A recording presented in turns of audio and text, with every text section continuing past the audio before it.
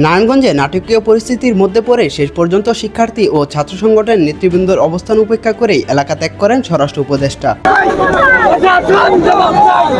বুধবার দুপুরে নারায়ণগঞ্জের বিকেএমই ভবনে আয়োজিত এক অনুষ্ঠানে অংশ নিতে আসেন তিনি। অনুষ্ঠানে বিকেএমইর পক্ষ থেকে রাষ্ট্রকে 6টি পুলিশ ভ্যান উপহার দেওয়া হয়। স্বরাষ্ট্র উপদেষ্টা এসব পুলিশ ভ্যান আনুষ্ঠানিকভাবে গ্রহণ করেন। তবে অনুষ্ঠান চলাকালীন সময় বিকেএমই ভবনের আশপাশের সড়কে অবস্থান নেয় বিভিন্ন শিক্ষা প্রতিষ্ঠানের শিক্ষার্থী ও একাধিক ছাত্র সংগঠনের নেতাকর্মীরা।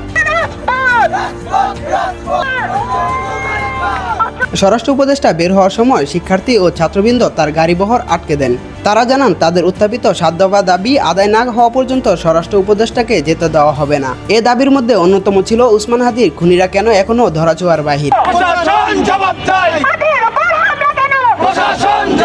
এ সময় পরিস্থিতি উত্তপ্ত হয়ে ওঠে এবং সড়কে যান চলাচল সাময়িকভাবে ব্যাহত হয়। পরিস্থিতি নিয়ন্ত্রণে আনতে শিক্ষার্থীদের সঙ্গে বিকেএমই সদস্যদের মধ্যে কিছু সময় ধরে সমঝোতার আলোচনা চলে। এরই এক পর্যায়ে স্বরাষ্ট্র উপদেষ্টা নিজে শিক্ষার্থী ও ছাত্রবৃন্দের সঙ্গে কথা বলতে এগিয়ে আসেন। তবে আলোচনার মাঝেই পরিস্থিতি আরও জটিল আকার ধারণ করে।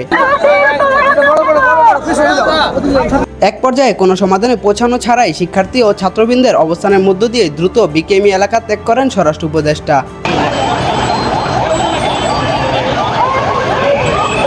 তার এভাবে বেরিয়ে যাওয়াকে কেন্দ্র করে ঘটনাস্থলে কিছু সময় উত্তেজনা বিরাজ করে।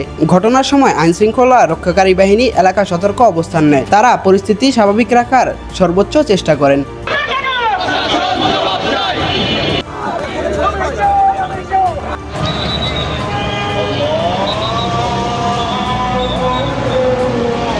News insight, Narayanganj.